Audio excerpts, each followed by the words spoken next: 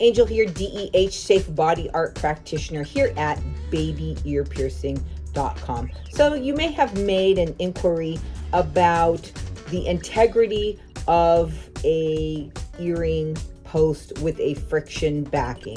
So what that means is you may have questioned the integrity as far as the components staying together by maybe thinking that your jewelry or the jewelry on someone that you are taking care of or your child is falling off. And I'm here to show you that how the components work and to do what I call a snappy test to see how well the friction backing is working on a post. So if you have that earring and it is out of the ear, you will put the backing on the notch inscribed of the post and then check grasp well behind the gem set setting and well behind the backing, and it should come off like so, but have a small jostle there of tension, of resistance.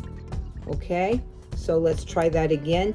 It is on the notch inscribed to the post, meaning that the post is never to stick through the earring backing. Okay, so grasping well behind the gem set head and well behind the back, and it's pretty snappy.